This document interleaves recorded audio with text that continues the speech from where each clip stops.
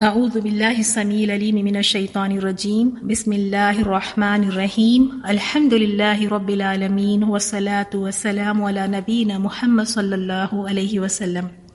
السلام علیکم ورحمۃ اللہ وبرکاتہ۔ فاذكروني أذكركم واشكروا لي ولا تكفرون۔ سو تم مجھے یاد کیا کرو، میں تمہیں یاد کیا کروں گا، اور میرا احسان مانتے رہنا اور میری ناشکری نہ کرنا۔ تو چلیں اس آیت کو ہم دیکھتے ہیں، بہت ہی پیاری آیت ہے اور اس میں ہمارے لیے بھی بہت سارے عملی نکات ہیں۔ اللہ تعالیٰ نے فرمایا کہ تم میرا ذکر کرو، یعنی تم مجھے یاد کرو، میں تمہیں یاد کروں گا۔ تو سب سے پہلی بات ہے، یعنی اللہ تعالیٰ یہاں جس یاد کی بات فرما رہا ہے وہ ایک خاص یاد ہے۔ اگر اللہ تعالیٰ بھول جائے تو زمین پہ کوئی انسان نہ باقی رہے، کوئی یعنی کیڑے مکوڑے جانور کوئی نہ باقی رہے اگر اللہ ہم کو بھول جائے۔ اللہ تعالیٰ تو ہم کو یاد رکھتا ہے، اسی لیے دیکھیں اپنے رحم و کرم سے ہمیں اللہ تعالیٰ سب چیزیں نواز بھی رہا ہے، لیکن یہ کوئی خاص یاد کا ذکر ہے اس میں، اور یہ کس کے لیے ہے؟ اللہ تعالیٰ فرماتے ہیں کہ تم مجھے یاد کرو، میں تمہیں یاد کروں گا۔ تو اس میں ایک حدیث میں بھی آتا ہے، اللہ تعالیٰ فرماتا ہے جو میرا بندہ مجھے اپنے دل میں یاد کرے میں اسے اپنے آپ میں یاد کرتا ہوں، اور جو جماعت میں میرا ذکر کرے تو میں اس سے بہتر یعنی فرشتوں کی جماعت میں اس کا ذکر کرتا ہوں۔ تو جب ہم اللہ تعالیٰ کو یاد کرتے ہیں تو اللہ تعالیٰ بھی ہمیں یاد کرتا ہے۔ ہم اپنی محفلوں میں بیٹھ کے اگر اللہ کا ذکر کرتے ہیں تو اللہ تعالیٰ بھی ہمارا ذکر کن کے ساتھ؟ فرشتوں کی جماعت میں اس کا ذکر کرتا ہے۔ تو اللہ تعالیٰ کی یاد ہمیشہ زبان ایسی ہونی چاہیے کہ اللہ تعالیٰ کی یاد سے تر رہے، ہمیشہ بس ذکر ہی ذکر۔ اور اللہ کے کچھ ایسے بندے واقعی ہوتے ہیں وہ ہر وقت ذکر کرتے ہیں۔ شاید میں نے آپ کو بہت پہلے بھی بتایا تھا، جب ہمیں جیل میں جانے کا موقع ملا تو وہاں پر، اور دیکھیں اس بندی کا بیچاری کا وہ جیل میں اسی لیے گئی تھی، غصے کی حالت میں اپنی ہاؤس میٹ کے ساتھ تو میں ہو گئی، اور غصے میں اس نے اس کو دھکا دیا اور اس دھکے میں وہ گری فرش پر اور وہیں کا وہیں فوت ہو گئی۔ تو اسی جرم میں وہ جیل میں تھی، اور ہم جب بھی جاتے تھے سبحان اللہ اس کے لپس ہمیشہ، کیونکہ ہم جاتے تھے تو دوسروں کے ساتھ بھی ہمارا کام ہوتا تھا، دوسری نیشنلٹیز کے ساتھ، تو یہ سعودی تھی تو ایک کونے میں کہیں بھی بیٹھے ہوئے کہ اپنی قرآن یا کچھ تلاوت کرتی یا ویسے ہی بیٹھی رہتی نا، میں نے اس کو غور کیا کہ ہمیشہ اس کے لپس موو ہوتے ہیں۔ تو سبحان اللہ، جیل میں تو کچھ ہوتا ہی نہیں نا، نہ کھانا پکانا نہ کوئی اور کام، بس بیٹھے رہیں، یہی تو ان کی سزا ہوتی ہے۔ تو شاید اس کو اللہ تعالیٰ نے یہ عادت اس کو بن گئی کہ وہ بس ذکر ہی کرتی رہتی تھی۔ اس طرح بہت سارے لوگوں کو دیکھیں گے کہ وہ کام بھی کر رہے ہیں تو ذکر کر رہے ہیں، سبحان اللہ، گاڑی بھی ڈرائیو کر رہے ہیں تو ذکر کرتے ہیں، گھر کی صفائی بھی چل رہی ہے تو ذکر کرتے ہیں، ان کا تو ذکر کبھی ختم ہی نہیں ہوتا۔ اللہ تعالیٰ ہمیں ایسا بنا دے۔ تو یاد رکھیں اللہ تعالیٰ کا ذکر ہمیشہ کیا کریں۔ کتنی ساری تسبیحات ہیں نا، چھوٹی چھوٹی سی تسبیحات ہے، سبحان اللہ کبھی کہہ لیا، کبھی الحمدللہ کہہ لیا، کبھی لا الہ الا اللہ کہہ لیا، کبھی اللہ اکبر پڑھ لیا، سبزی کاٹتے ہوئے، گھر کی صفائی کرتے ہوئے، یا کھانا بناتے ہوئے، کپڑوں کو پریس کرتے ہوئے، یہ ہاتھوں سے مصروف ہے، پاؤں سے مصروف ہے، لیکن زبان اس وقت فارغ ہے۔ تو میری پیاری بہنوں، عادت بنائیں کہ بیکار کی باتوں سے بہتر ہے کہ اپنے رب کی پاکی بیان کریں، تو زیادہ سے زیادہ اللہ تعالیٰ کا ذکر کریں۔ اور ایک حدیث میں ہے، اللہ تعالیٰ ارشاد فرماتا ہے، ابن آدم اگر تو اپنے دل میں میرا ذکر کرے گا تو میں اپنے آپ میں تیرا ذکر کروں گا، اگر تو جماعت میں میرا ذکر کرے گا تو میں فرشتوں کی جماعت میں، یا یہ فرمایا کہ اس سے بہتر جماعت میں تیرا ذکر کروں گا، اگر تو ایک بالشت میرے قریب آئے تو میں ایک ہاتھ تیرے قریب آؤں گا، اور اگر تو ایک ہاتھ میرے قریب آئے تو میں دونوں بازوؤں کے پھیلانے کی مقدار تیرے قریب آؤں گا، اور اگر تو چل کر میرے پاس آئے تو میں دوڑ کر تیرے پاس آؤں گا۔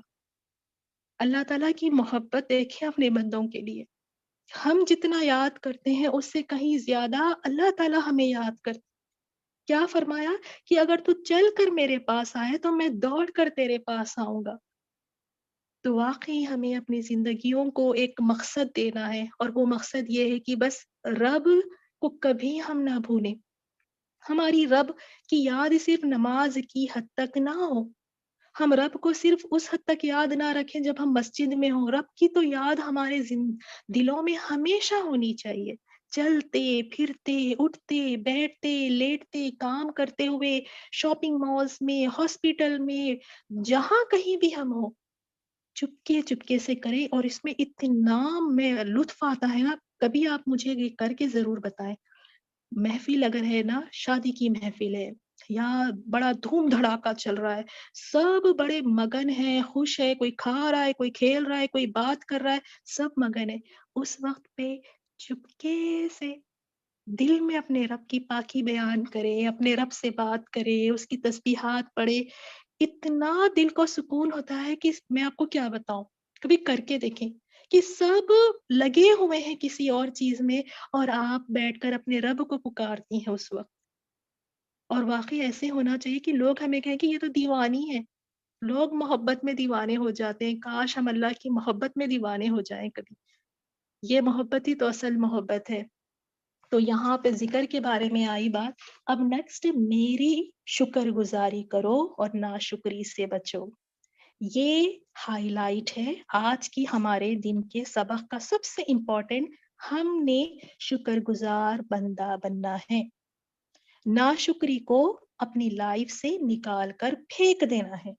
اور یاد رکھیں، شیطان کا ٹارگٹ یہی لے کر آیا ہے کہ اس نے کہا کہ ان میں سے اکثر لوگوں کو ناشکرے پاؤ گے۔ اس کا ٹارگٹ ہے، اس کا مقصد یہی کہ آپ کو اور مجھے ناشکرے بنائے، اور اللہ تعالیٰ چاہتا ہے کہ ہم شکر گزار بنیں۔ اب بتائیں کیا چوز کریں گے؟ شیطان کا ٹارگٹ پورا کرنا چاہتے ہیں یا اللہ تعالیٰ کے محبوب بننا چاہتے ہیں شکر گزار بن کے؟ تو شکر گزاری، یہ یاد رکھیں کہ ہمیشہ ہم نے اللہ تعالیٰ کا شکر ادا کرنا ہے۔ اور اس آیت میں خاص طور پہ شکر گزاری کی بات اس لیے آئی ہے کیونکہ اس سے پہلے کی آیت میں اس بات کا ذکر ہے کہ اللہ تعالیٰ نے رسول اللہ صلی اللہ علیہ وسلم کو بھیجا، اور یہ سب سے بڑی نعمت ہے، یہ سب سے بڑی نعمت ہے، تو اس پہ بھی شکر ادا کرنا چاہیے۔ تو اپنی زندگی میں ہم انشاءاللہ شکر کو لے کر آئیں گے۔ کیسے شکر کریں گے؟ بس تسبیح ہاتھ میں لے کے اللہ تیرا شکر ہے، اللہ تیرا شکر ہے، ہر تھوڑی دیر میں اللہ تیرا شکر ہے کہہ دینے سے شکر ہو جائے گا؟ اب آپ اس کو اچھی طرح سے سنیں، ہم نے شکر 3 طریقے سے ادا کرنا ہے: اپنے دل سے، اپنی زبان سے، اپنے جسم کے اعضاء سے۔ Got it? کن کن چیزوں سے شکر ہم نے ادا کرنا ہے؟ دل سے۔ دل سے کیسے کریں؟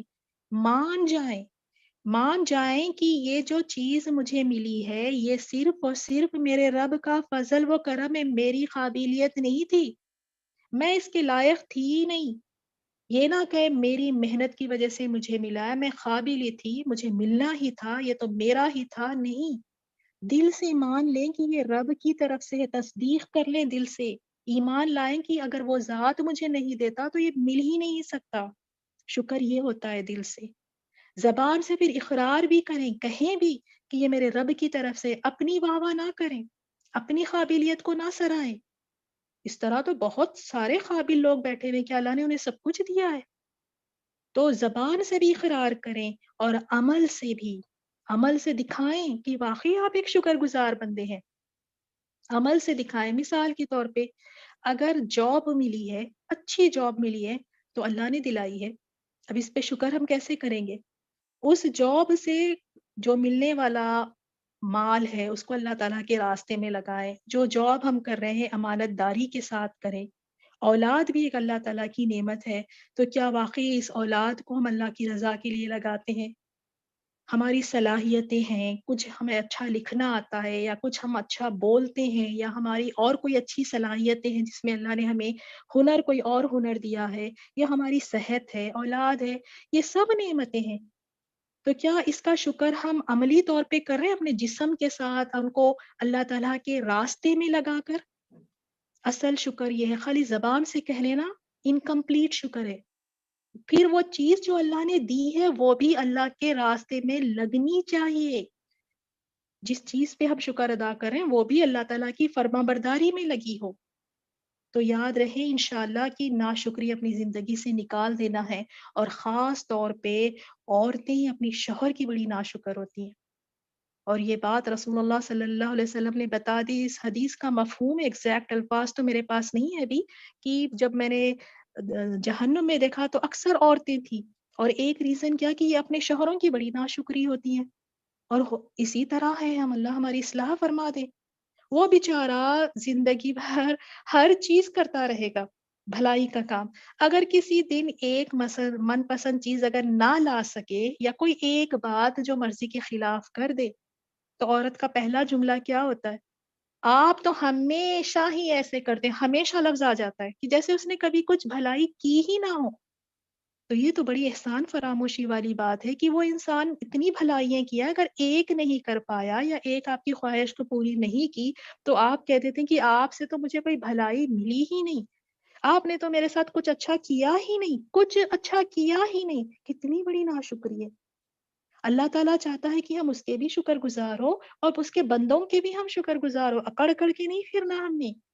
اگر کوئی ہمارے پہ احسان کرتا ہے، ہمارے ساتھ اچھائی کرتا ہے، تو ہمیں اس کے بھی شکر گزار ہونا چاہیے، اکڑنا نہیں چاہیے. اب شیطان کی وہی چال دیکھی، جن کی اولاد ہے وہ بھی ناشکری کر رہے ہیں، جن کی اولاد نہیں ہے ان کے بھی گلے شکوے ہیں. شادی شدہ ہے تو ان کی شکایتیں الگ، غیر شادی شدہ ہے تو ان کے شکوے الگ، امیر ہے تو ان کے رونے الگ، غریب ہے تو پھر ان کے شکوے الگ. جوانی میں ناشکری، بڑھاپے میں ناشکری.